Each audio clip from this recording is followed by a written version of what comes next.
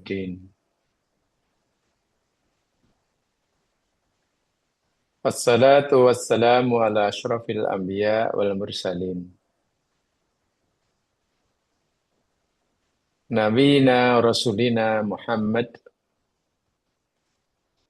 wa ala alihi wa ashabihi wa atba'ihi ila yaumiddin.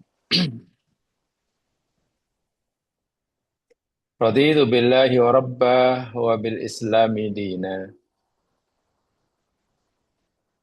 wa bi Muhammadin nabiyya wa rasulah. Rabbi israh li sadri wa yassir li amri wahlul 'uqdatam min lisani yafqahu qawli. Amin ya rabbal alamin.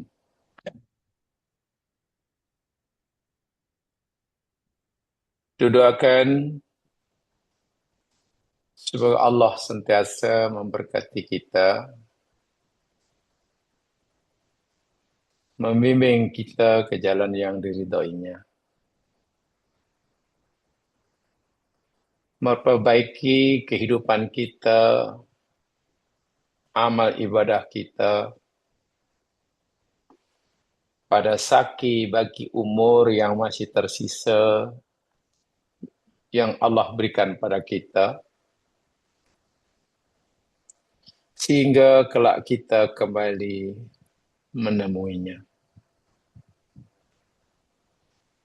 serta diterima dan diampunkan segala kesalahan dan dosa yang telanjur kita lakukan pada masa-masa silam, serta bersedia menerima segala amal kebaikan, sekecil apapun ianya, dan memberinya balasan sesuai dengan sifatnya Asy-Syakuru, yang maha memberi balasan bagi amal hambanya. Para pendengar, saudara-saudaraku seiman dan seagama, insya Allah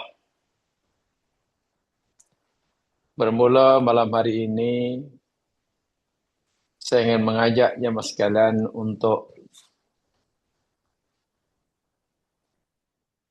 memahami, mentadabburi, menafsirkan bagi mendapatkan pengajaran-pengajaran, panduan-panduan dalam menjalani kehidupan di dunia. Lebih-lebih lagi perkara-perkara hukum hakam yang berkaitan dengan masalah berumah tangga. Jadi insyaAllah bermula malam ini kita akan kaji surah At-Talaq. Jadi tadabbur kita yakni surah At-Talaq.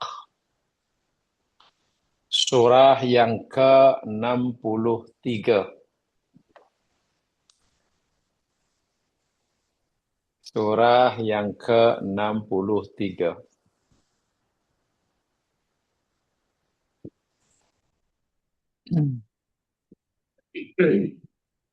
Tidak banyak ayat-ayat ada dalam surah At-Talaq.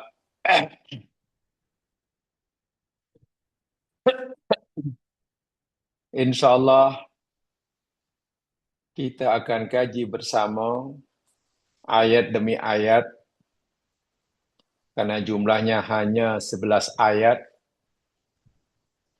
yang penuh dengan pengajaran. Khasnya saya kata tadi, masalah-masalah yang berkaitan dengan rumah tangga. Tapi sebelum kita bicarakan tentang at-talaq yang selalu diterjemahkan sebagai perceraian, sedia maklum bahwa dalam agama kita ini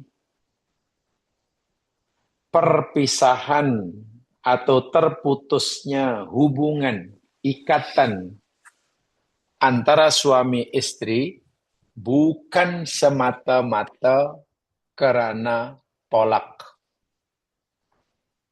Bukan semata karena tolak. Tolak adalah hanya salah satu daripada penyebab putusnya ikatan perkawinan antara suami istri. Karena menurut agama kita ada 5 perkara yang menyebabkan ikatan perkawinan itu terputus. Sehingga salah satu daripadanya itu namanya tolak. Tolak bukan satu-satunya. Oke lah, kalau tolak dari perceraian tidak salah. Tapi yang kita nak bicarakan ini bukan sekedar perceraian, tapi yakni perpisahan atau putusnya tali ikatan perkawinan antara suami dan istri. Ada 5 sebabnya dan 5 itu nanti kita akan pelajari sama ketika kita insya-Allah menafsirkan surah 63 yang mulia ini. Mudah-mudahan Allah beri kita kemudahan dalam memahaminya, membuka hati kita untuk dapat menerima serta meyakini pengajaran-pengajaran yang diberikan olehnya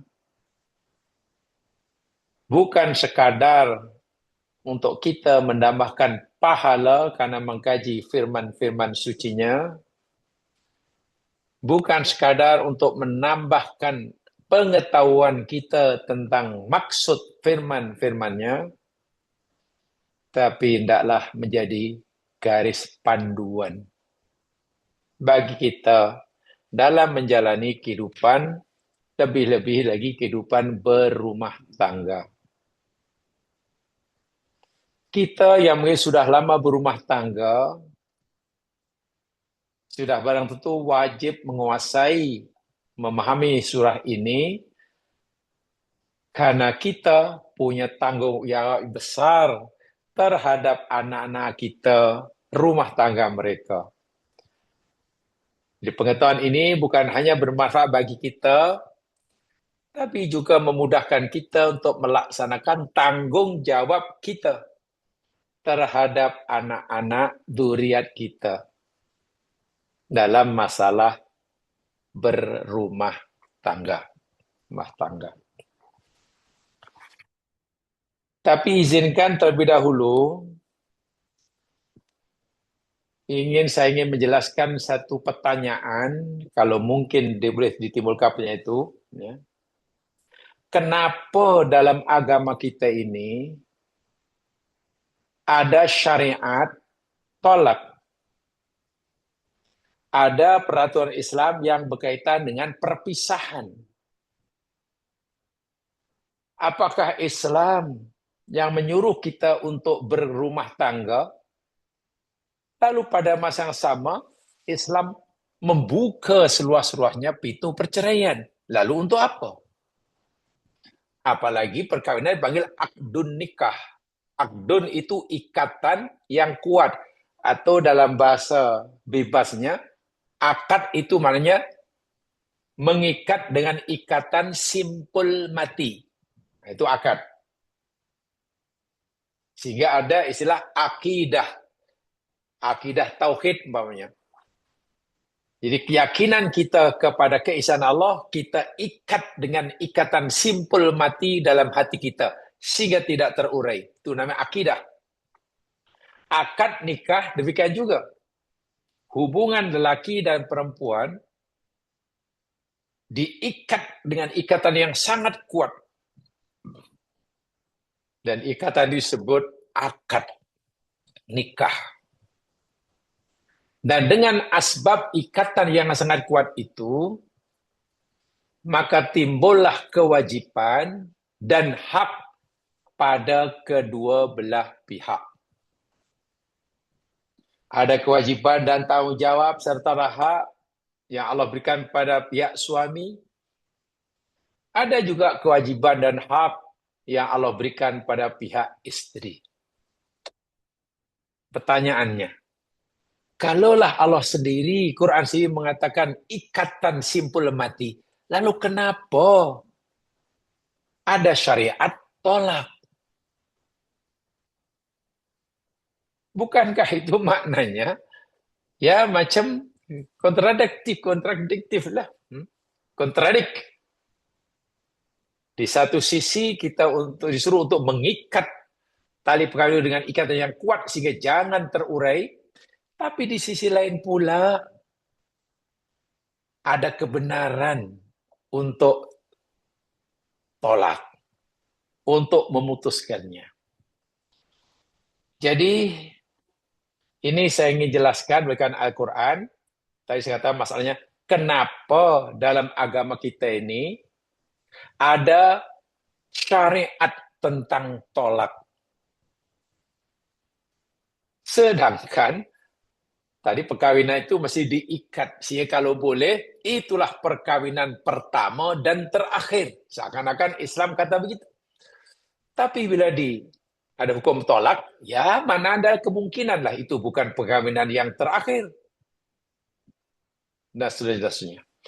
Baik, untuk menjawab ini jamaah sekalian, mari kita lihat dahulu dasar hukumnya.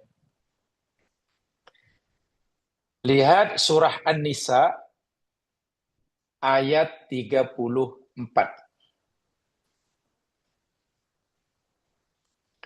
Lihat surah An-Nisa ayat 34. Ini mukadimah dahulu ya, pengenalan terhadap kenapa kita nak pelajari surah At-Tolak ini. Background, kenapa tolak, ada syariat tolak.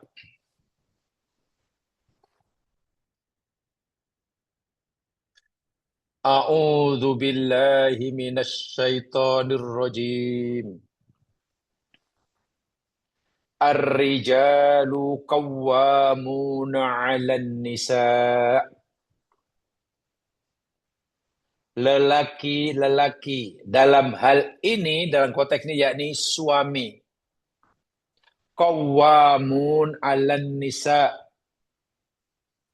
Qawamun itu makna harfinya tiang yang menyebabkan bangunan itu tertegak, berdiri tegak, kuat, dan kukuh.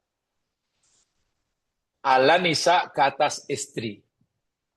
Jadi seorang istri itu tertegak, hidup tegak, lurus, berdiri, kuat, sempurna, pernyataan lurus itu penentunya adalah di tangan suami. Suamilah yang menjadi tiang sri, lurus atau tidaknya istrinya, baik atau tidaknya istrinya, bahagia atau tidaknya istrinya, berkecukupan hidupnya, zahir batinnya, agamanya, akhlaknya, di tangan suami. Ini pertama. Bermakna ayat ini cerita tentang kewajiban, tanggung jawab yang sangat besar dibebankan oleh Allah kepada kaum suami. Qawwamun 'alan nisa.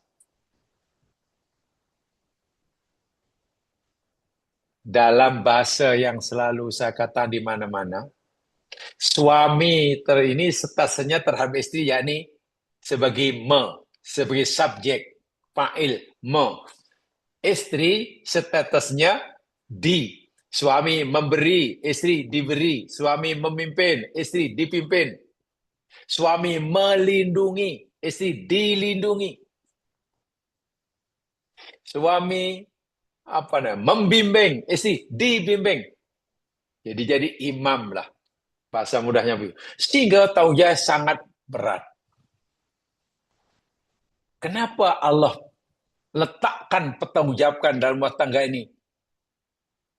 Bahagia atau tidaknya rumah tangga, sempurna atau tidaknya rumah tangga, berjaya mencapai matlamat dengan rumah tangga atau tidak berada di bawah suami, Allah katakan bima faddalallahu ba'dahum ala ba'din. Ini satu di antara sebabnya. Alasan pertama, dengan sebab Allah telah memberi kelebihan atas sebagian mereka kepada sebagian mereka atas sebagian yang lain. Allah bagi beberapa kelebihan pada diri lelaki atas kaum perempuan. Ya. Dan ini perlu dikaji secara saintifik.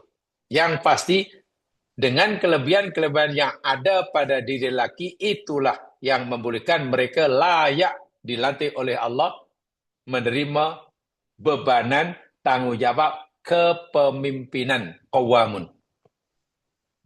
Yang kedua, sebab kedua, wabima anfaqu min amwalihim. Dan dengan sebab suami tadi telah menginfakkan, membelanjakan sebagian harta mereka. Tadi saya katakan, istri makan atau tidak, minum atau tidak, suami yang bertanggung jawab. Istri mendapatkan tempat tinggal yang patut, yang tidak, yang lain tidak, suami yang berkewajiban. Suami wajib bekerja dan memberi nafkah yang cukup, keluhan hidup yang cukup pada istrinya. Istri boleh bekerja, boleh, bukan salah atas suami. Istri boleh memiliki harta. Tetapi istri tidak punya kewajiban memberi apa-apa nafkah kepada siapa-siapa. Allahu Akbar. Jika istri memberikan harta miliknya kepada suami, itu namanya bukan nafkah, namanya sedekah. Bila istri memberikan harta miliknya pada anak-anaknya, itu bukan nafkah, namanya sedekah. Sementara apa yang diberikan oleh suami kepada istri dan anak, namanya infak, nafkah. Nafkah hukumnya wajib. Sedekah hukumnya sunat. Tengok. Istri boleh bekerja, boleh memiliki harta, tetapi tidak berkewajiban memberi atau memberikan apa-apa nafkah. Suami, ini kelebihan yang dilakukan pada suami. Nah, bila suami telah berjaya melaksanakan tanggung jawab ini dengan cemerlang, dengan bertanggung jawab,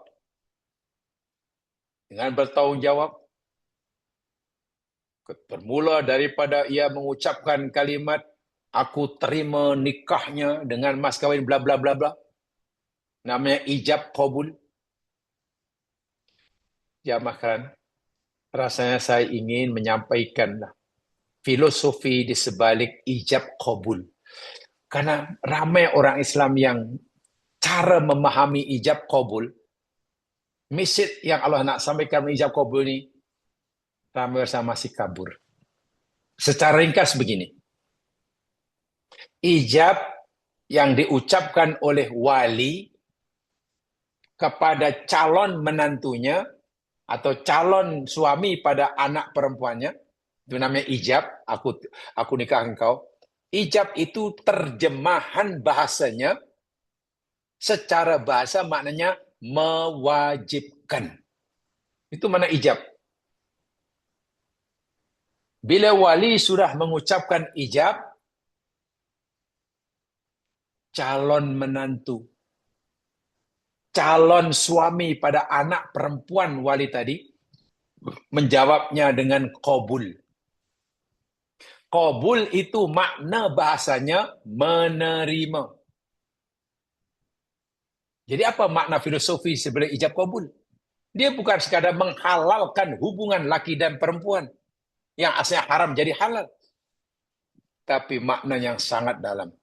Ijab maknanya mewajibkan. Jadi secara filosofis memberi maksud seakan-akan wali itu berkata, orang tua perempuan, anak perempuan itu berkata pada calon menantunya, wahai kamu teruna, aku nak beritahu kamu, ini anak perempuan aku, sakit, aku cari obat. Dia bodoh, aku hantar belajar sekolah. Dia melapar, aku bagi dia makan. Dia tak ada baju, aku belikan baju. Ada orang ganggu keselamatan dirinya, aku akan melindunginya.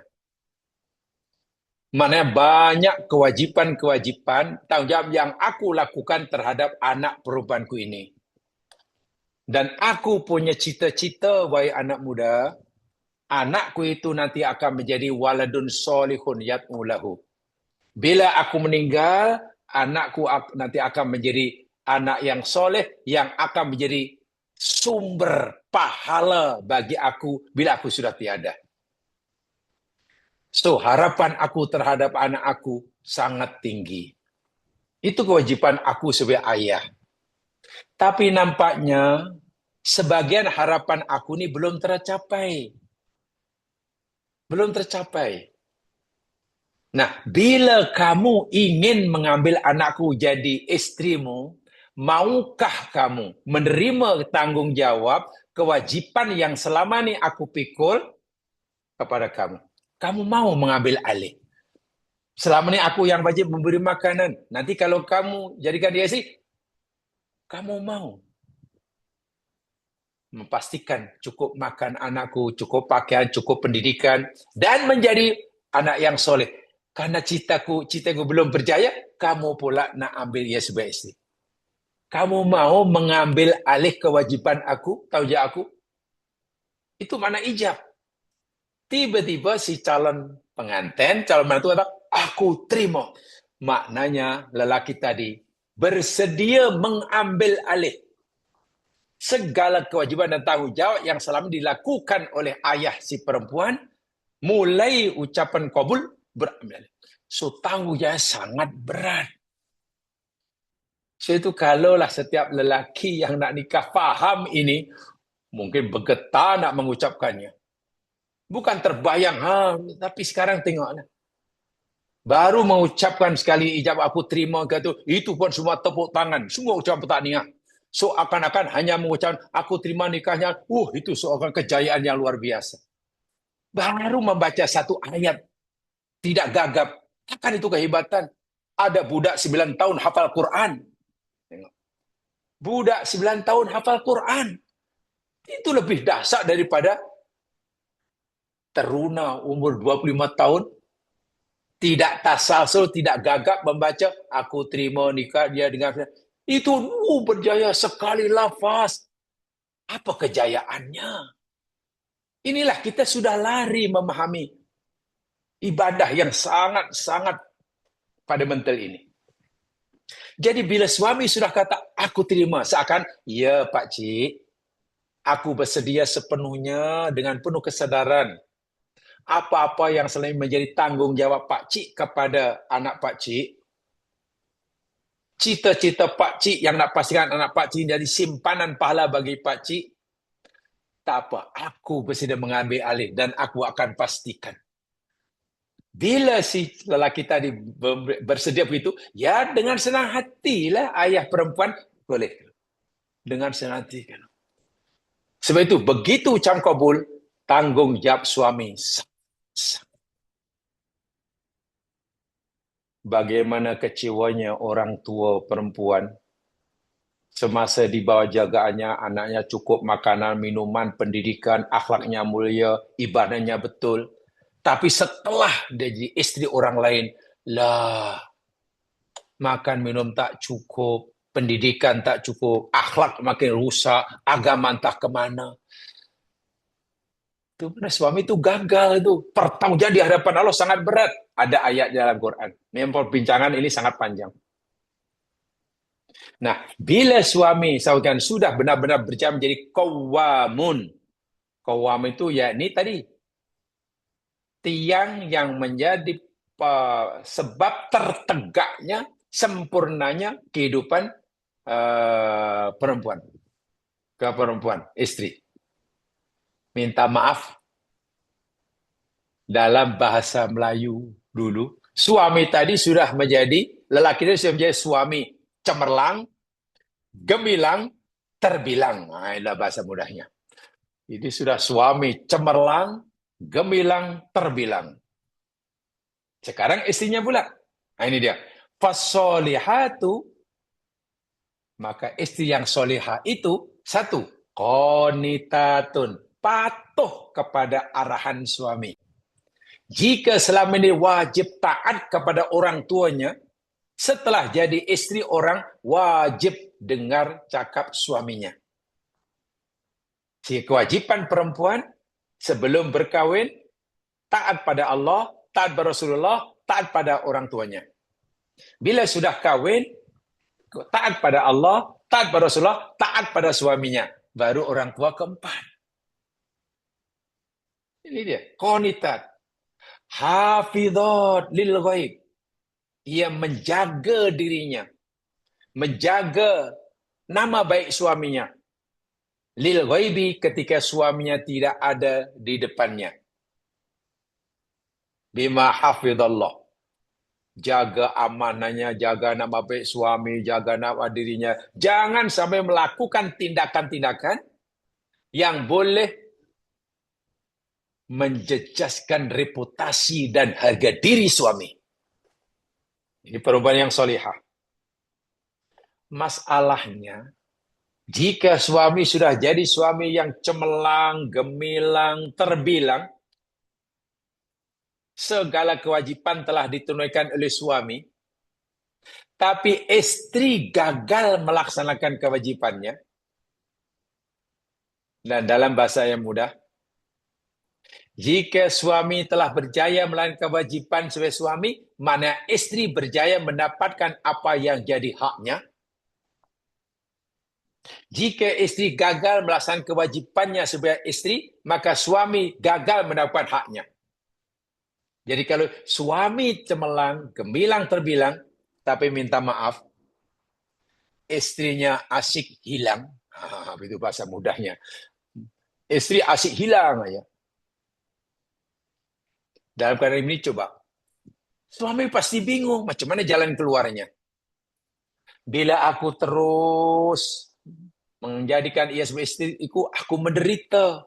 Aku tidak mendapatkan hakku sebagai suami, walaupun aku telah menunaikan kewajiban aku. Maka saat itu suami diberi pilihan oleh Allah.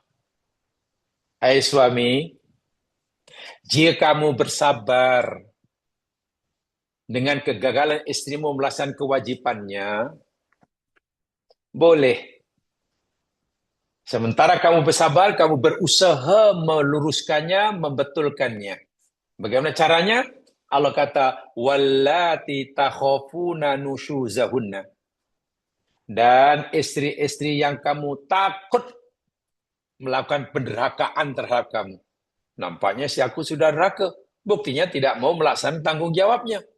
Walaupun aku telah menunaikan tanggung jawab aku. Pertama, wahai suami, jika kamu terus bersedia menjadikan ia istri kamu, sabar dan berusaha untuk meluruskannya, fa'iduhunna, nasihatilah mereka itu. Nasihati elok-elok. Bahwa perbuatan sikap mereka itu tak betul sebagai istri. Itu dosa. Ingatkan jika dia lupa, luruskan jika ia bengkok, betulkan jika ia salah. Kalau diperingatkan dengan ucapan dia tak mau berubah, buat tindakan yang lebih tegas sikit. Wahjuruhunna fil madaji. Itu dia. Tinggalkan mereka di tempat tidur. Di sini maknanya bukan suami keluar dari rumah, bukan.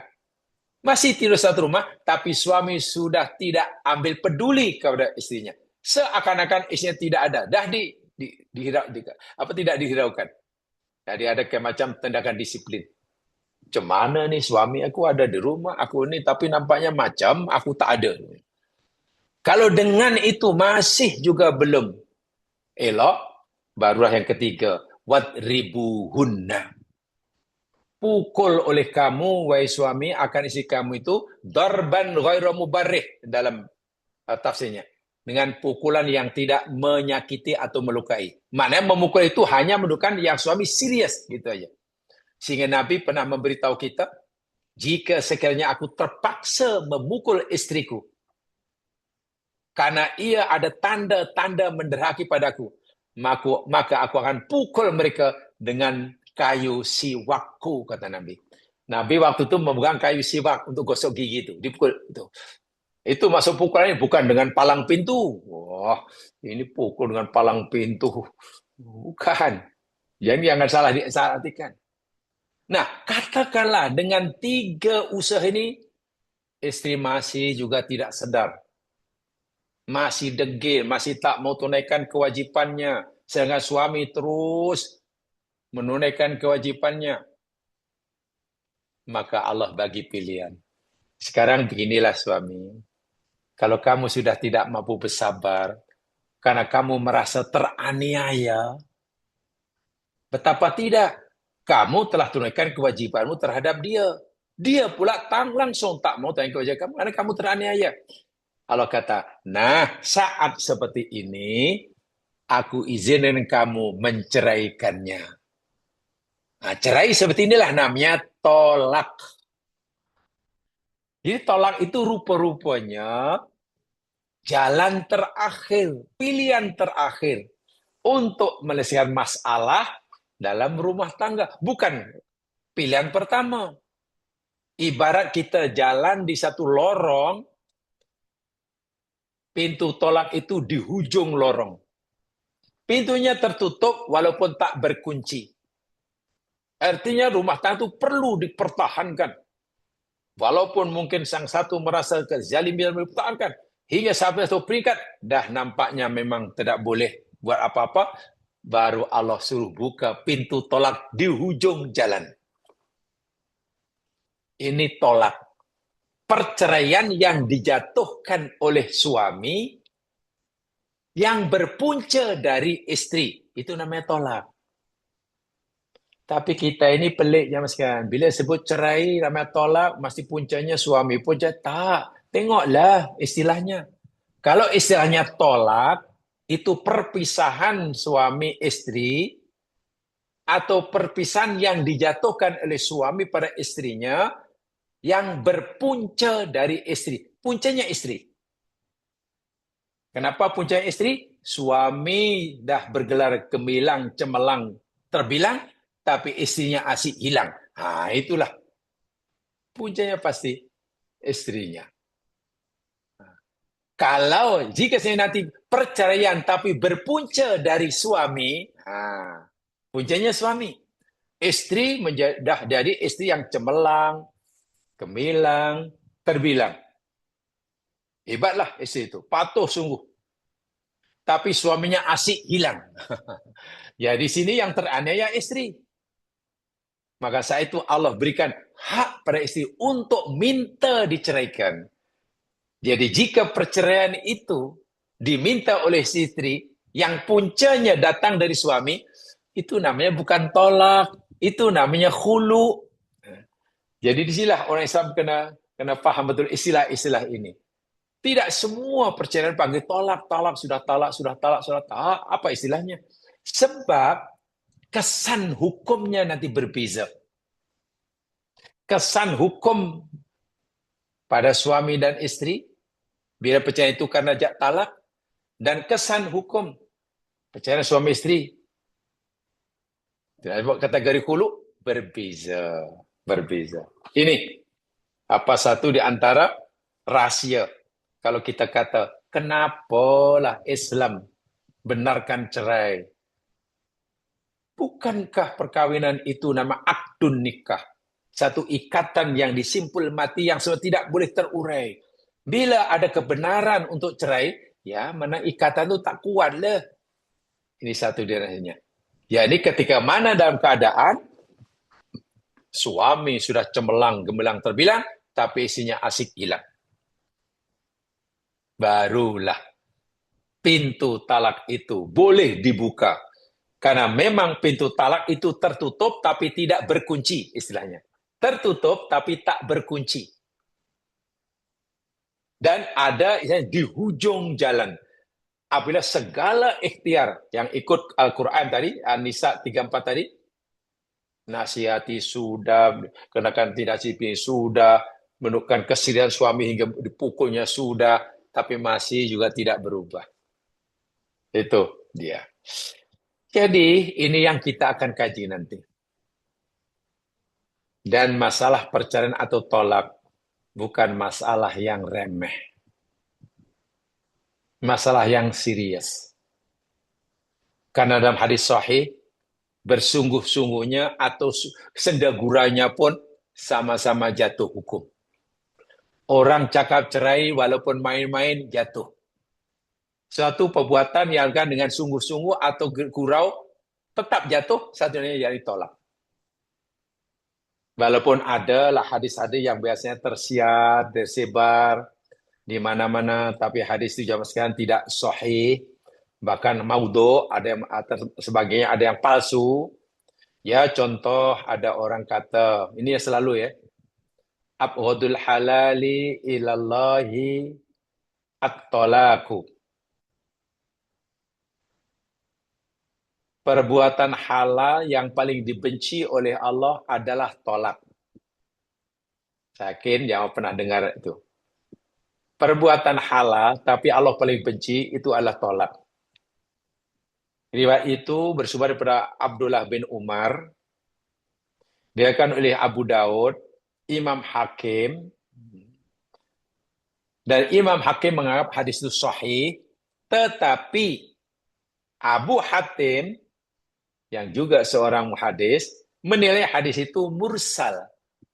Demikian juga Imam Darul Qutni dan juga Baihaqi. Mursal itu mana bukan sabda Nabi, itu hanya ucapan sahabat. Gitu. Jadi sini sudah berbeza. Dan ada lagi bahkan Syekh Nasiruddin Albani menilai riwayat tadi, benda halal yang paling dibenci oleh Allah itu sangat lemah katanya. Di sini lemah. Ada yang mengatakan itu hadis Nabi, ada yang mengatakan itu ucapan sahabat, bahkan ada yang mengatakan itu lemah. Lemah. Bukan makna dalam Islam tidak ada dalil yang kuat tentang tolak. Quran ada, hadis ada.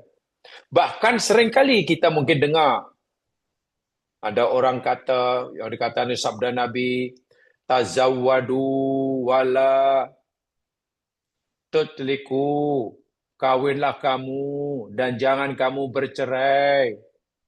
Fa innat talaka tahtazu minhu arsyur rahman. Karena sebenarnya perceraian itu boleh mengguncangkan arsy Allah. Maka bila berlaku perceraian, aras berguncang. Ada yang mengatakan konon Nabi bersabda seperti itu. Tapi subhanallah, ulasan para muhadis. Contoh, Al-Alamah Alauddin bin Hisamuddin Al-Hindi, yang lebih terkenal dengan Al-Muttaqi Al-Hindi, ulama hadis dari India, dalam kitabnya Kanzul Umal fi Sunanil Aqwali wal Af'al, beliau menyatakan bahwa hadis itu mu'allaq. Gantunglah. Jadi tak tahu dari mana asal usulnya. Gantung, tak sampai pada Nabi. Jadi kalau dikata itu Nabi kata, tak betul. Gitu maksudnya. Imam Al-Munawi dalam kitabnya Faidul Qadir dan juga As-Sakhawi, bahwa riwayat yang saya katakan dari Nabi tadi, kawinlah kamu dan bercerai karena bercerai itu akan mengguncangkan aras, itu sanadnya sangat-sangat dhaif. Sangat dhaif. Ibnul Jauzi bahkan memberi komentar terhadap riwayat tadi, itu palsu. Masya Allah. Nasir Albani juga kata itu palsu. Maknanya, kalau terang-teranglah riwayat tentang tolak atau apa sajalah seperti itulah status hadisnya. Jangan katalah Nabi bersabda. Jangan kata kalau Rasulullah. Carilah yang sahih. Jangan gunakan kalau boleh elak yang lemah sangat, lebih-lebih lagi yang maudhu. Maudhu itu maknanya palsu. Maknanya palsu. Nah, ini dia. Baik, jamaah itu sedikit background tentang kenapa Islam ada syariat tentang talak. Sedangkan Islam menyuruh kita berkahwin ini dan ikat perkawinan ini dengan tali mati, simpul mati. Jadi, baiklah, mari kita mulakan. Atau ya, karena sudah terlanjur ini, saya sebutkan terlebih dahulu. Tadi saya nyatakan perpisahan hubungan atau putusnya tali ikatan perkawinan antara suami dan istri ini bukan semata-mata karena tolak. Bukan. Tolak hanyalah salah satu. Dan perceraian yang ditolak itu dijatuhkan oleh suami kepada istrinya yang berpunca daripada istri. Puncanya istri. Jadi kalau dianggap salah, istri yang salah. Nah, itu yang salah. Itu namanya tolak. Namanya tolak. Kemudian jamaah sekalian, yang kedua perceraian itu, yakni namanya taklik tolak. Taklikut tolak yang biasa dibaca oleh pengantin baru selepas ijab kabul, selepas membubuhkan tanda tangan dalam surat itu, lalu qadhi menyuruh baca taklik tolak. Taklik tolak itu, yakni lafaz perjanjian yang dilakukan oleh suami selepas akad nikah. Dan sembarang pelanggaran syarat-syarat perjanjian oleh suami itu memberikan hak kepada istri untuk membuat tuntutan atau aduan dan menuntut haknya di mahkamah syariah. Itu namanya taklik tolak. Contoh taklik tolak itu, katalah kalau dalam bahasa Arab, suami berkata pada istri, lepas ijab kabul, in fa'alti kada fa'anti talik. Jika engkau melakukan perbuatan ini, wahai istriku, aku ceraikan. Atau, jika aku melakukan ini, wahai istriku, engkau boleh minta cerai. Itu namanya taklik tolak. Taklik tolak. Kamu kalau pergi buat ini, kalau buat ini tanpa aku, kamu cerai. Kamu terceraikan. Jadi ada syarat. Jika syarat-syarat perkara-perkara disebutkan oleh suami dalam taklik itu dilanggar oleh istrinya atau dilanggar oleh dirinya, kalau syarat itu dilanggar dirinya, maka talak itu jatuh. Talak itu jatuh. Yang biasanya kalau dalam talak bunyi dia, jika aku meninggalkan istri aku selama berapa bulan berturut-turut tanpa kabar gembira, tanpa nafkah, tanpa lalu istriku mengadu atau walinya mengadu dengan menebus talak RM10, maka jatuhlah talak. Biasanya gitu. Itu namanya taklik talak.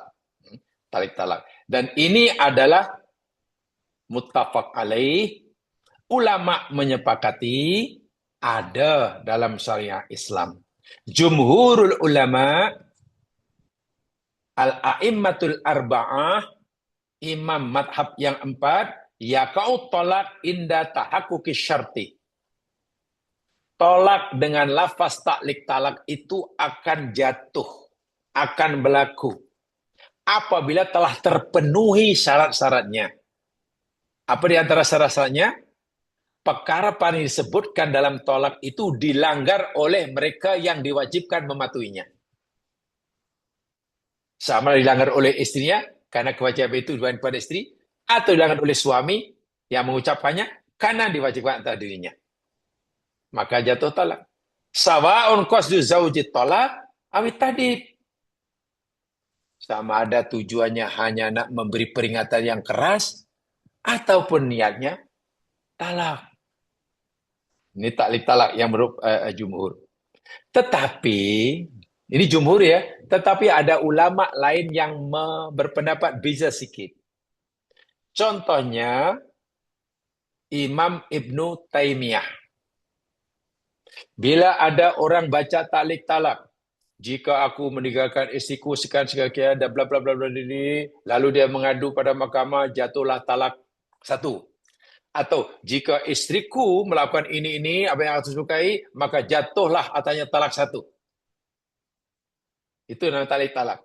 Kata Imam Ibnu Taimiyah, idza kana ta'liq bi qasdil hassi 'ala fi'li abil man'i fihi atau tahwifi, jika tujuan suami membaca taklik talak tadi, tujuannya hanya sekadar memberi amaran yang keras agar istrinya patuh, menimbulkan rasa takut. Tujuannya hanya itu. Dan tidak ada niat untuk menceraikannya, maka taklik talak itu tidak jatuh talak. Bila dilanggar tidak jatuh talak, tapi jatuh langgar sumpah. Jadi hubungan suami istri masih kekal, tapi suami, jika suami yang melanggar, atau istri yang melanggar, wajib membayar kafaroh sumpah. Kafaroh sumpah itu yakni memberikan hamba, sekarang tidak ada, bagi makanan kepada 10 orang miskin, atau pakaian, atau berpuasa 3 hari. Jadi tidak jatuh talak. Jika niat membaca taklik talak itu bukan untuk cerai, tapi hanya sekadar memberi peringatan yang keras. Ingat, aku ingatkan kamu dengan peringatan yang keras, jangan sekali-kali buat seperti ini. Jangan buat ini. Dan aku beritahu kamu, peringatan yang asal untuk diri aku tidak akan tinggal kamu sekian lama dengan diri sini. Kalau hanya sebagai peringatan yang keras, dan ternyata peringatan itu dilanggar, talak tidak jatuh, tetapi jatuh hukum langgar sumpah. Hubungan suami istri masih kekal, tetapi yang melanggar wajib membayar kafaroh sumpah. Pertama, berikan hamba abdi, jika tidak ada, bagi makan atau pakaian kepada 10 fakir miskin, jika tak mampu puasa 3 hari. Tetapi jika niat baca taklik talak itu memang nak ceraikan, kalau kamu buat ini, aku niat kamu jatuh talak. Jika aku lakukan ini, niat jatuh talak. Memang niatnya ke masa taklik talak itu memang cerai. Maka jika syarat-syarat itu dilanggar, maka jatuhlah talak. Nah, di sini Ibnu Taimiyah nampaknya lebih cermat memahaminya. Tapi kalau kita ikut pahami Ibnu Taimiyah, ya nampaknya qadhi juru nikah kena tanyalah kepada calon pengantin tadi, pengantin baru ijab kabul tadi. Dek, saudara, awak dah baca taklik talak tadi? Oh, sudah tuan. Niat awak baca itu adakah hanya memberi peringatan yang keras pada istri awak agar patuh, dan juga memberi peringatan yang kuat pada diri awak agar awak tidak melanggar apa yang awak katakan, atau awak niatkan talak? Jadi sini nampaknya Tuan Qadhi perlu memastikannya dan disaksikan oleh saksi. Sebab kalau niatnya hanya beri peringatan dan ternyata dilanggar, tidak jatuh talak. Tetap suami istri, tapi kena bayar kifarah sumpah. Tapi kalau niat talak, jatuh talak, mesti mendapat pengesahan mahkamah. Itu prosesnya. Walau alam bagian dalam masalah kita di Malaysia, mungkin pada Ibnu Taimiyah ini tidak diambil kira. Saya tidak tahu itu. Saya tidak tahu di Malaysia. Karena ada berbeza di situ ya. Nah, ini taklik talak. Sebab kedua yang menjadi sebab putusnya ikatan perkawinan. Yang ketiga, apa yang boleh memutuskan ikatan perkawinan? Bisa tolak, talik talak. Yang ketiga, al-khulu. Al-khulu. Bahasa Arab al-khulu, bahasa Melayanya khulu. Khulu itu cerai yang dilafazkan oleh suami atas permohonan istri. Atas permintaan istri. Yang menjatuhkan cerai itu tetap suami. Istri tidak boleh menceraikan suaminya. Aku ceraikan engkau. Itu tidak sah. Yang ada hak untuk menceraikan itu suami pada istri. Tapi di sini nampaknya suami tidak mau menggunakan hak tolaknya. Sementara istri teraniaya dalam rumah tangga itu. Contoh umpamanya. Dibalik. Istri sudah menjadi istri yang cemerlang, gemilang, terbilang. Istrinya cemerlang, gemilang, terbilang. Segala tanggung jawab dan kewajiban terhadap suaminya telah berjaya dilakukan. Okay. Sementara suaminya pula asyik hilang. Tak tanggung jawab. Macam mana? Maka dalam hal ini istri tentulah teraniaya. Hidupnya pasti menderita. Dalam keadaan seperti itu, apa solution yang Islam tawarkan? Islam seakan-akan memberitahu pada perempuan tadi, wahai perempuan yang beristri, aku bagi kamu dua pilihan. Kamu boleh pilih yang mana satu. Pilihan pertama, kamu tetaplah bersedia menjadi istri kepada laki suamimu ini, walaupun dia tidak menunaikan kewajibannya, tapi kamu kena sabar. Dan dalam sabar itu kamu terus berusaha mengingatkan suamimu yang lupa, meluruskan suamimu yang bengkok, dan seterusnya. Atau kalau kamu nampak memang dah tak mampulah hidup menderita seperti itu, teraniaya, Islam kata, aku berikan hak untuk kamu untuk minta diceraikan. Jadi di sini oleh Allah berikan hak pada istri untuk minta suaminya menceraikan. Maka perceraian yang dijatuhkan oleh suami kepada istri atas permintaan istri yang berpunca daripada kesalahan suami, kegagalan suami menjadi suami. Itu namanya khulu. Dan satu di antara syarat khulu, istri hendaklah minimum ini yang disepakati oleh ulama, mengembalikan mas kawin yang dahulu pernah diberikan oleh suaminya. Orang Melayu kata tebus talak. Paling tidak mas kawin yang pernah diberikannya. Kemudian ditambah oleh pendapat ulama yang lain, bersedia memberikan ganti rugi, bayar sejumlah harta kepada suaminya sesuai dengan kemampuannya. Maka jika yang arif Tuhan Hakim mempertimbangkan dari berbagai aspek, nampaknya permohonan istri ini perlu dikabulkan. Maka suami mesti menceraikan istrinya. Pisahlah. Itu bukan tolak, itu khulu namanya. Ini namanya khulu. Statusnya yakni bain sugro. Kalau suami menceraikan istri yang pertama tadi, tolak roj'i. Suami boleh rujuk pada istrinya ketika istri masih dalam idah. Oke, ketika istri masih dalam idah. Khulu, bila jatuh haja cerai, itu bain sugro. Suami tidak boleh rujuk pada istrinya walaupun masih dalam idah. Tunggu habis idah, jika mau rujuk, nah bukan rujuk, mesti melakukan ijab qabul akad nikah yang baru. Itu pun perlu persetujuan bekas istrinya, karena jadi orang lain.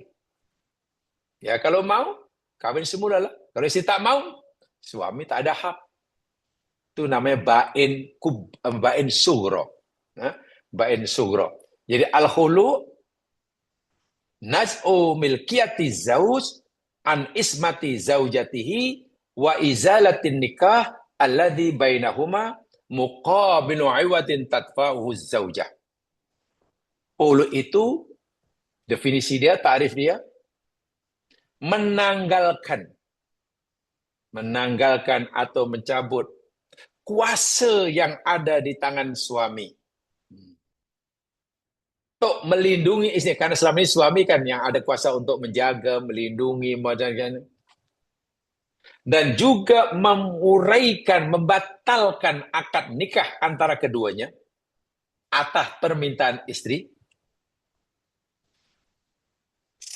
dan istri memberikan ganti rugi atau lebih tepatnya muqabalah, mengembalikan paling tidak mas kawin yang pernah diberikannya, diberikan oleh suami dahulu. Ini khulu. Dasar hukumnya hadis Nabi Shallallahu Alaihi Wasallam. Istri kepada Sabit bin Qais. Suatu hari, istri kepada sahabat Thabit bin Qais datang menemui Rasulullah Shallallahu Alaihi Wasallam. Talabat minan Nabi Sallallahu Alaihi Wasallam ayufarriqa bainaha wa bainahu. Mintalah kepada Rasul agar Rasul memisahkan hubungan antara dirinya dengan suaminya. Dah tak mau lagi lah istri Zaid bin Qais ini jadi istrinya. Ya Allah, tolong pisahkan kami. Minta pada Nabi agar Nabi suruh Zaid bin Qais menceraikannya karena istrinya dah tak tahan. Fasa'alah Nabi sallallahu alaihi wasallam, lalu Nabi tanya kepada istri Zaid ini, innaha la faqalat, kenapalah kamu minta Zaid menceraikan kamu, wahai puan? Apa puncanya? Kata istri tadi, innaha la tutikuhu bughdhan, innaha la tutikuhu ya Rasul. Aku dah tak larat lah dengan sikap dia yang panas baran. Masih marah tanpa sebab. Kadang puncanya benda yang remeh, tapi sudah melampiaskan kemarahannya. Jadi aku ini akan sentiasa menjadi objek dia untuk dia melampiaskan kemarahannya yang kadang tanpa sebab. Nah, itu punca dia. Jadi kami dah tak tahan ya Rasul. Faqala laha, lalu Nabi tanya, bila kamu minta aku suruh suami kamu Zaid bin Qais menceraikan kamu, atarudina alaihi hadiqatah, kamu mau tak mengembalikan kebun yang dulu pernah diberikan pada kamu sebagai mas kawin? Masya Allah. Zaid bin Qais dahulu ketika kawin dengan istrinya ini, mas kawinnya rupanya kebun, sebidang tanah. Mahal tuh pada zaman Nabi mas kawin. Ingat ya, bukan antaran ya, mas kawin. Antaran pada zaman Nabi tak ada, dalam Islam tidak ada antaran. Yang ada mas kawin. Saya itu secara pribadi saya berpendapat dan saya mengikuti ya. Sebanyak manapun antaran sepatutnya dijadikan mas kawin. Tapi nampaknya tak semua orang setuju. Pohon kawin tak ada antaran. Cuma mas kawin. Wah, memang Islam tidak ada antaran, yang ada mas kawin. Yalah, kalau mas kawin saja selangor 300 ringgit. Tapi hantarnya berapa? Terpulang. 10, 15, 20. Oh, kalau begitu mas kawinnya 20.300 ringgit. Ya tak apa. Karena kesannya kalau itu mas kawin, yang diberikan itu 100 hak istri. Ada siapa yang ada hak untuk minta untuk menggunakannya? Termasuk suaminya, termasuk orang tuanya. Tapi kadang-kadang mungkin ada orang tua yang tak, orang tua perempuan tak nak. Mana boleh. Sebab kalau semua mas kawin nanti kita berat. Itu kena hantaran. Jadi ayah perempuan tadi boleh gunakan untuk itu, untuk ini. Ini sebetulnya kurang menepati agama. Adat kadang mengatasi ibadat. Ini masalah. Ini masalah. Jadi Nabi tanya pada istri Sabit bin Qais, awak bersedia ke mengembalikan kebun yang pernah Zaid bin Qais berikan pada kamu dahulu semasa kamu kawin, sebelum mas kawin? Yakni mahar. Al-hadiqah. Bustan. Kebun itu ya Rasul. Qala, na'am. Iya ya Rasul. Aku bersedia mengembalikan kebun yang dijadikan mas kawin oleh suamiku dahulu. Iya, aku akan serahkan. Karena istri Zaid bersedia mengembalikan mas kawinnya. Kebun ya, bukan uang 22 ringgit hutang tuh. Ini apa lah, macam main-main. Dengan mas kawin 22 ringgit 50 sen hutang. Itu pun hutang. Ya Allah ya Tuhanku. Itu ya, janganlah macam itu, terlalu macam meremehkan sangat. Ya. Dahulu kebun jam siang, unta biasa. Pada zaman Nabi mas kawin unta biasa, 20 ekor unta itu biasa pada zaman Nabi. Dengan mas kawin 20 ekor unta. Nabi Musa kawin dengan anak perempuan Nabi Shu'aib. Apa mas kawinnya? Nabi Musa bekerja menjadi pekerja kepada Nabi Shu'aib, calon mertuanya, selama 10 tahun. Jadi kalau dalam bahasa sekarang, income, pendapatan, gaji yang sudah diterima oleh Nabi Musa selama 10 tahun, itu jadi mas kawin. Wih, dahsyat pada zaman dulu. Itu Quran ada itu. Bukan antaran ya, mas kawin. Setelah perempuan tadi bersedia mengembalikan maharnya, fa'amarahu ayakbal hadiqah wa yutliqaha tatliqatan. Nabi panggil Zaid bin Qais. Hai Zaid, istrimu ini sudah tak tahan dengan sifat paras barang kamu. Kamu orang yang panas baran. Sikit marah dan kamu suka melampiaskan kemarahanmu tanpa sebab itu kepada istri kamu. Kamu tak tahan. Minta kamu menceraikannya. Dan dia bersedia mengembalikan mas kawin yang kamu berikan dulu berupa kebun. Maka Nabi pun perintahkan Zaid untuk menjatuhkan cerai pada istrinya. Ini namanya khulu. Pernah berlaku pada zaman Nabi. Pernah berlaku pada zaman Nabi Sallallahu Alaihi Wasallam. Dipisah. Jatuh. Dan jamaah sekalian, bila khulu itu jatuh pisah, tadi saya katakan, talak bain surong. Itu kena paham dong. Mana suami tak boleh rujuk walaupun masih dalam idah. Dia boleh menjadi suami istri lagi, kena kawin semula akad baru. Itu pun jika perempuan tadi bersedia jadi istrinya. Karena dah hukumnya. Minta persetujuan walinya, setuju, ada mas kawin lagi, ada akad lagi, ada. Ya. Kalau tolak, itu suami ada hak untuk rujuk. Ketika istri masih menjalani idahnya. Tidak perlu ada akad baru. Nah, itu yang ketiga ya. Jadi perpisahan puncanya disebut khulu. Punca perpisahan perkawinan yang keempat dinamakan fasakh. Fasakh. Fa sin kha. F-A-S-A-K-H. Fasakh. Fasakh ini maknanya pembubaran atau pembatalan perkawinan yang dilakukan oleh mahkamah. Yang disebabkan oleh satu keadaan yang diharuskan oleh hukum syarak. Itu fasah. Naqdun lil aqdi wa hillun lirtibati zaujiyah min aslihi wa ka'annahu lam yakun.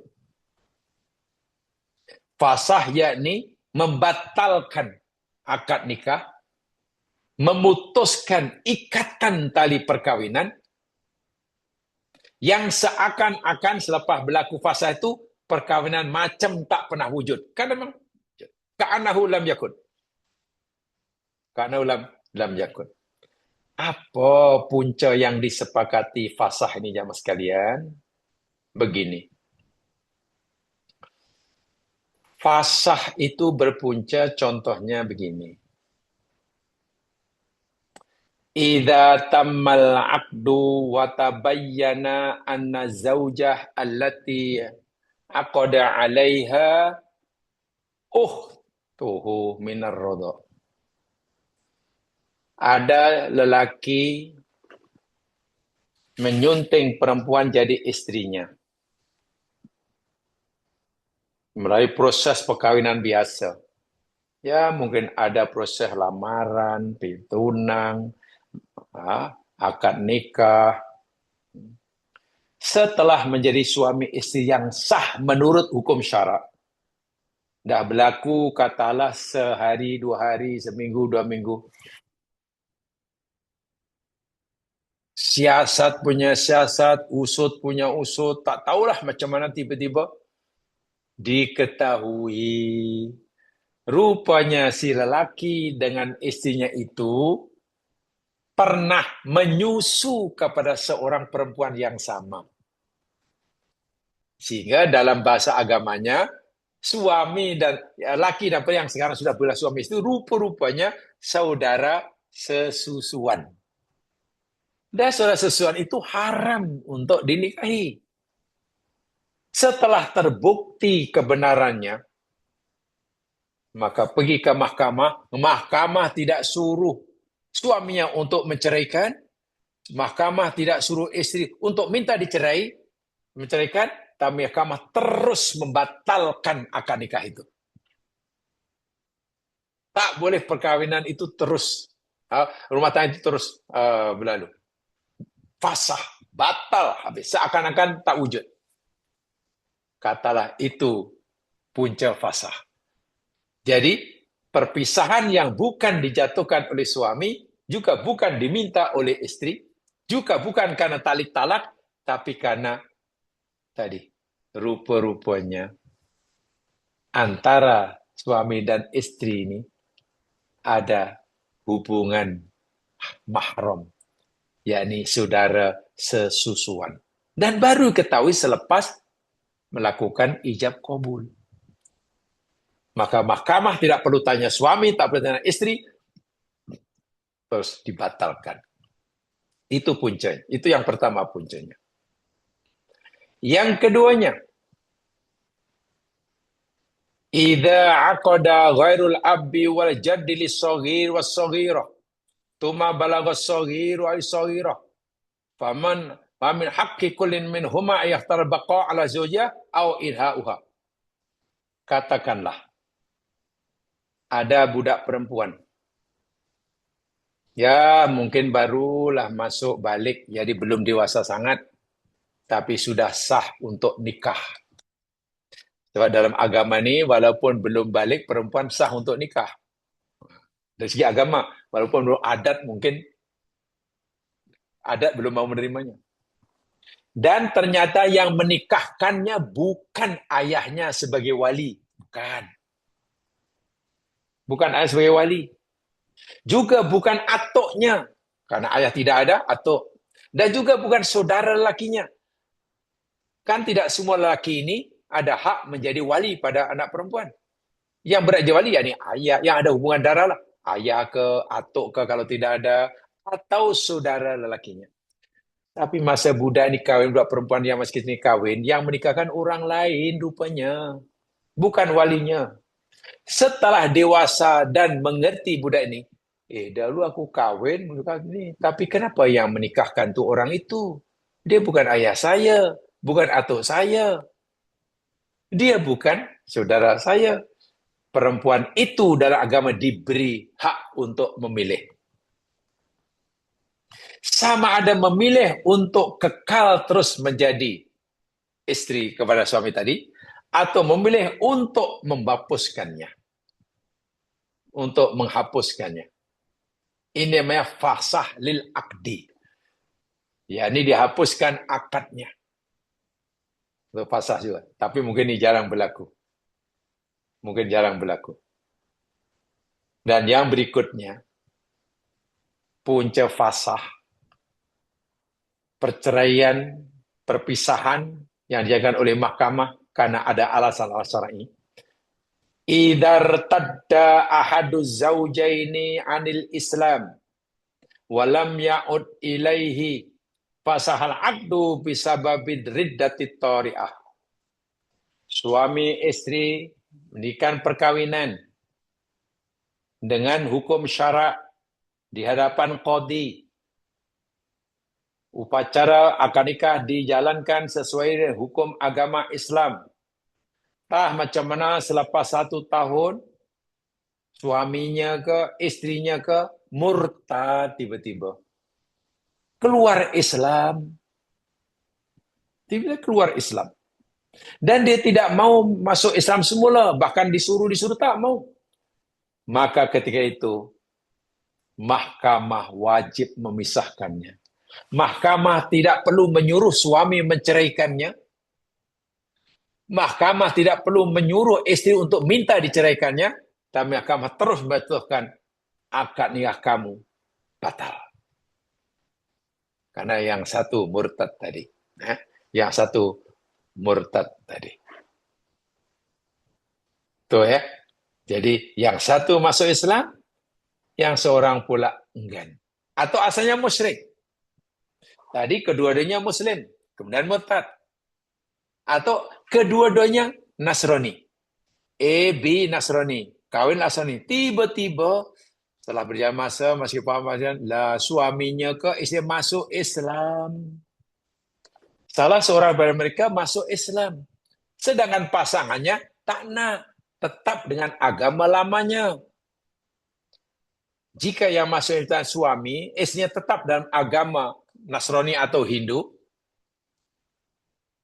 mahkamah tidak perlu suruh suami menceraikannya. Mahkamah tidak perlu menyuruh istri minta cerai. Otomatis mahkamah akan memberikan kuasa mutlaknya, fasah.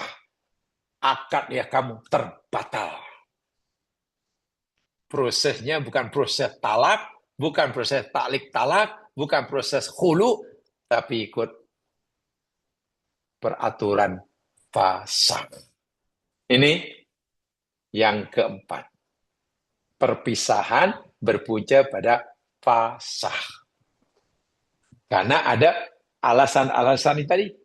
Karena mungkin ternyata lah rupanya saudara sesusuan, tak tahu. Lah rupanya perempuan yang dikawini tadi rupanya perempuan yang pernah menjadi istri kepada bapaknya. Tak boleh. Seorang perempuan pernah kawin dengan lelaki. Lelaki. Kemudian bercerai selepas 1 minggu. Jadi tak ada anak lah.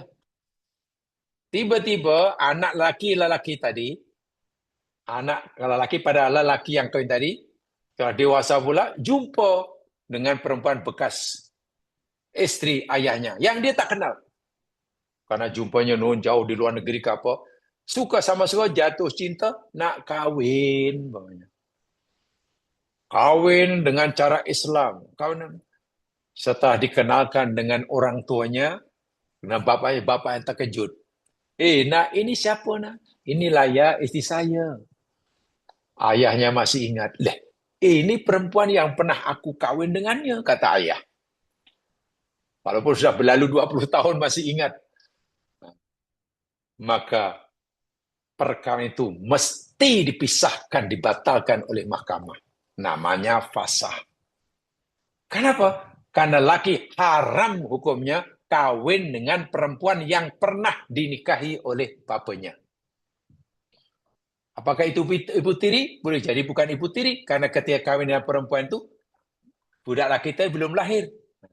Dia tak pernah jadi ibu tirinya.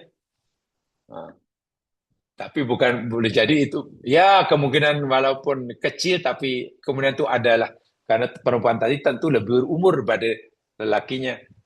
Lakinya. Itu contoh fasah.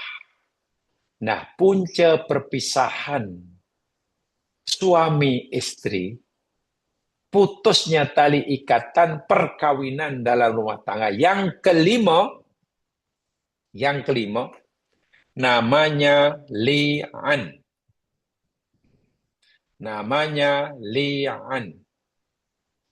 Li'an itu daripada kalimat la'ana. La'ana itu maknanya melaknat. La'ana maknanya melaknat. Apa maksud di sini? Cara mudahnya begini. Suami istri. Jadi suami istri tah macam mana? Karena suami istri tadi mengalami masalah. Suami mungkin sudah tidak lagi mempercayai istrinya. Sudah mulai kehilangan kepercayaan kepada istrinya. Berdasarkan tingkah lakunya dan pengamatannya. Akhirnya suami itu menuduh istrinya berzina, katakanlah. Suami menuduh istrinya berzina. Dan ingat dalam agama, menuduh berzina itu perlu saksi. 4 orang saksi. 4 orang saksi. Jika tidak, tuduhan itu dikira bohong. Dikira bohong. Sekarang, kalau kalau suami yang menuduh istri itu berzina, macam mana nak cari uang saksi? Tidak mungkin lah. Tidak mungkin mencari 4 orang saksi. Jadi suami serba salah. Kalau aku terus menuduh, berkeras dengan tuduhan aku bahwa istri aku berzina, aku tak dapat orang saksi. Tuduhan zina tak ada orang saksi, namanya qadhaf. Aku salah, aku dihukum sebatan 80 kali. Tapi jika aku diam, aku dayus. Karena kata suami, aku menyaksikan sendiri. Aku saksi mata. Istriku berzina dengan orang lain. Kan masalah tuh. Kalau terus menuduh, tak ada 4 saksi. Nanti kena sebat 80 kali. Tapi jika dia diam, dayus sungguh. Maka di sini Allah berikan jalan keluar. Apa solution yang Allah tawarkan? Jamaah boleh lihat surah An-Nur. Mari kita lihat. Lihat surah An-Nur. Mula ayat 6. Surah An-Nur ayat 6.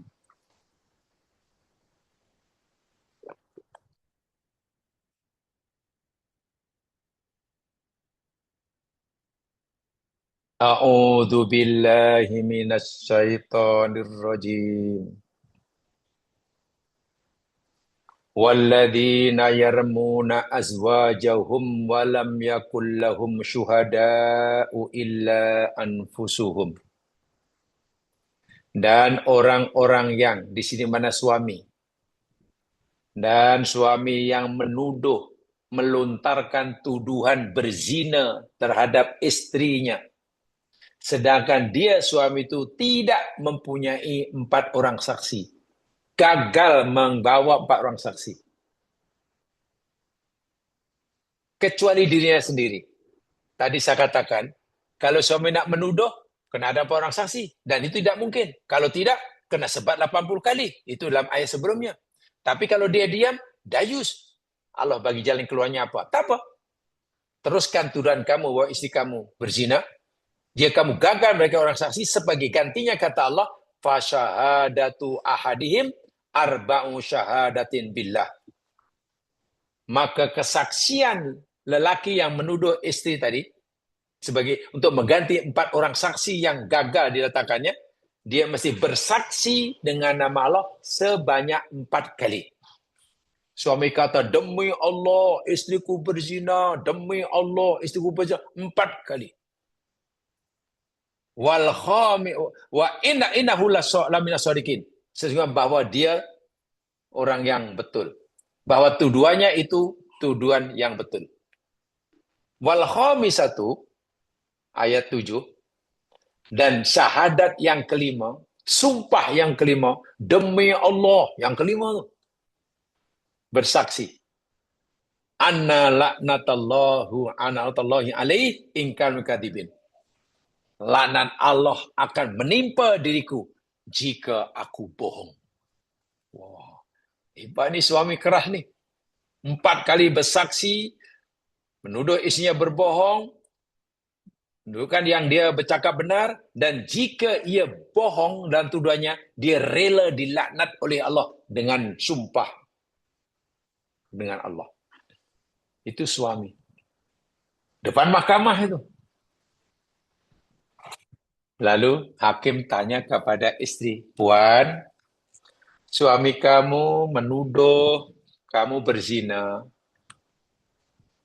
Walaupun tidak mendatangkan saksi, tapi Allah, dia telah menjalankan perintah Allah, jadi bersaksi bersumpah dengan nama Allah bahwa tuduhannya benar, dan dia bersumpah yang kelima, rela dilaknat oleh Allah, dia cakap bohong. Macam mana Puan, respon Puan terhadap tuduhan suami? Jika isteri mengiyakan tuduhan suami, senang mahkamah menjatuhkan keputusan. Karena Puan telah membenarkan tuduhan suami, mahkamah mengarahkan untuk dilaksanakan minta maaf, rejam kepada perempuan itu hingga mati. Kan berzina bagi orang yang muhson, yang sudah berkeluarga itu hukumnya rejam hingga mati. Baling batu hingga mati. Senang, itu keputusan mahkamah. Tapi kalau perempuan, oh tidak Tuan Hakim. Suamiku bercakap bohong. Aku tidak melakukan apa-apa yang dituduhkan oleh suamiku. Hakim akan tanya balik.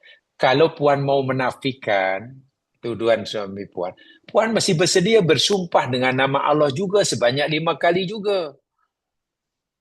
Lalu perempuan itu, ini dalam ayat yang ke-8. Wa yadra'u anhal adab an tashhada arba'a syahadatin billah innahu laminal kadibin. Dan pihak mahkamah akan menolak siksaan hukuman terhadap perempuan yang dituduh berzina itu dengan syarat perempuan itu mesti antashhada arba'a syahadatin billah. Bersumpah dengan nama Allah sebanyak 4 kali. Innahu laminal kadibin, bahwa suaminya bercakap bohong. Tuan Hakim, demi Allah, suamiku bercakap bohong. Demi Allah, tuduhan suamiku itu bohong. 4 kali menafikan tuduhan suaminya dengan sumpah pada Allah Subhanahu wa taala. Kemudian wal khamisah ayat ke-9, dan sumpah yang kelima yang perempuan tadi mesti ucapan depan hakim, anna ghadaballahi 'alaiha in kana minas shadiqin. Dia rela dimurkai oleh Allah jika tuduhan suami itu benar. Tengok. Kalau betul lah suami itu, tuduhannya betul benar, dia rela dimurkai oleh Allah. Suami tadi kata, jika ia bohong, rela dilaknat oleh Allah. Isteri pun kata, ya, aku pun rela dilaknat Allah jika kamu benar. Masing-masing rela dilaknat. Lalu siapa yang benar? Dari segi hakikat, pasti ada suami isteri yang berbohong, pasti. Sama ada suaminya yang bercakap bohong, atau istrinya bercakap bohong. Tapi hakim tak bolehlah ambil kesimpulan. Nampaknya yang bohong kamu. Tak boleh. Karena kedua-duanya bersedia dengan sukarela bersumpah dengan nama Allah, rela dilaknat bila bercakap bohong. Jadi hakim mesti terima maklumat dari kedua belah pihak. Hakikatnya Allah yang tahu. Yang pasti antara suami isteri pasti ada yang cakap bohong. Lalu apa keputusannya hakim jatuhkan? Hakim akan memutuskan tali ikatan perkawinan kamu berdua, puan dan puan, batal, putus.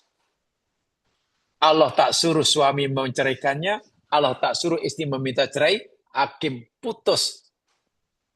Karena apa? Karena li'an. Li'an itu yakni masing-masing sudah bersedia dilaknat oleh Allah bagi mempertahankan dirinya jika tuduhan lawannya benar. Cerai, pisah. Li'an. Dan li'an ini ba'in kubro. Lelaki dan perempuan suami istri tidak boleh kawin hingga bila-bila. Selagi perempuan itu belum kawin dengan lelaki yang lain, kemudian cerai, kemudian kawin lagi 3 kali cerai, dan lelaki yang kedua, suami kedua tidak rujuk walaupun selama 3 kali kawin dari cerai, barulah jika suami tadi ingin berkawin semula, bina rumah tangga, kena berkawin semula. Lama prosesnya. Sebab itu namanya ba'in kubro. Jadi paling tidak dalam agama kita, perpisahan antara suami istri, putusnya tali perkawinan, itu ada 5 ini. Dan 5 ini puncanya berbeza, kesan hukumnya pun berbeza. Ada kalanya punca perpisahan itu karena tolak, ada kalanya karena taklik tolak, ada kalanya karena khulu, ada kalanya karena punca pasah, dan ada kalanya karena li'an. Tapi minta maaf, mungkin kebanyakan masyarakat Muslim sebut perpisahan itu hanya kena satu, talak, talak. Dia sudah talak belum? Sudah talak belum? Wah, jenis perpisahan itu ada 5 itu. Ada 5 itu.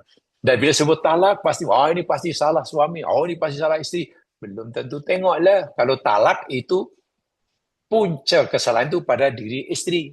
Kalau khulu, punca kesalahan masalah pada suami. Nah, itu perlu penjelasan. Dan insya Allah, surah yang kita akan belajar ini khas membicarakan tolak itu. Dan juga kesan-kesan hukumnya terhadap suami dan juga pada istri selepas berjatuhnya talak. Talak. Ini luar biasa. Hadis ayat hukum ya kita patut pelajari. Jadi tadabbur kita atau ini kita belajar tentang hukum hakam, tentang syariah lah. Tentang syariah yang saya pikir amat kita perlukan bagi kita sebagai orang tua yang sedang berkeluarga dan juga sebagai orang tua yang punya anak buah yang sedang berumah tangga. So kita berkewajiban seperti ini. Quran wajib dibudayakan dalam kehidupan. Ajaran Islam Quran wajib disebarluaskan. Karena firman Allah, ku anfusakum wa ahlikum naro. Jaga oleh kamu diri kamu dan orang yang di bawah jagaanmu daripada api neraka. Kewajiban kita sebagai orang tua terhadap anak-anak kita, walaupun sudah berkeluarga, dari aspek agama masih berterusan. Tidak terhenti. Kewajiban kita sebagai orang tua terhadap anak sudah keluarga, mungkin dari aspek ekonomi, makan, minum, itu udah putuslah, kita tak wajib lagi nak bagi anak makan ke minum, itu udah kewajiban suaminya. Tapi kewajiban dari aspek agama, memastikan mereka ikut syariat Islam, itu tidak akan terhenti. Dan kita akan dipertanggungjawabkan di hadapan Allah Subhanahu wa Ta'ala. Sebab itu rasanya sangat mustahab bagi kita untuk mengetahui hukum hakam. Satu di antaranya tentang tolak ini. Jamaah yang dirahmati Allah sekalian, sebagai mukadimah atau siri yang pertama, tadabbur kita surah Talak, saya rasa saya cukupkan setakat itu sahaja. Itu secara umum ya, secara detailnya memang sangat panjang. Satu-satu tajuk itu kajiannya sangat mendalam kalau kita ingin mengkaji lebih detail. Tapi mudah-mudahan walaupun ini hanya bersifat umum, ya sedikit memberikan kita pencerahan untuk kita jadikan modal memahami firman-firman Allah berikutnya. Apa maksud yang dikehendaki Allah melalui firman sucinya. Insya Allah usaha ini akan dihargai, dinilai Allah dan sangat mulia. Sangat-sangat mulia. Mengkaji firman Allah, menyayangi firman Allah, itu ibadah yang sangat-sangat mulia. Bahkan Nabi pernah berjanji, puasa dan Quran oleh Allah diberi izin oleh Allah, di akhirat diberi izin oleh Allah untuk memberi syafaat kepada pelakunya. Orang baca Al-Quran, Allah bagi izin pada Al-Quran untuk memberi syafaat kepadanya pada hari kiamat. Masya Allah.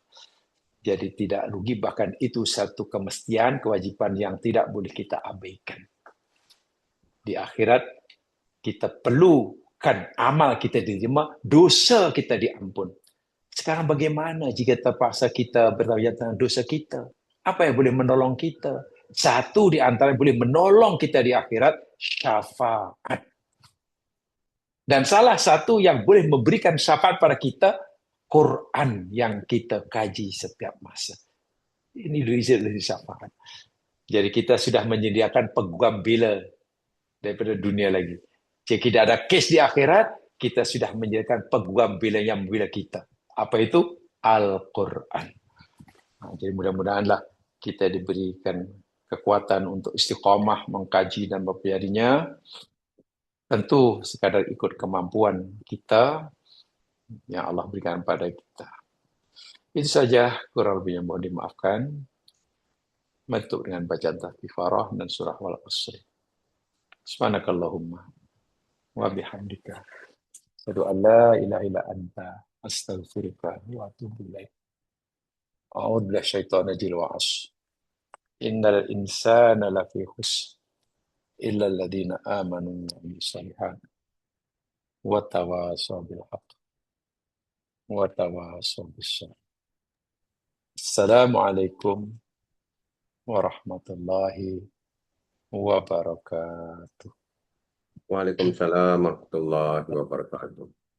Waalaikumsalam warahmatullahi wabarakatuh.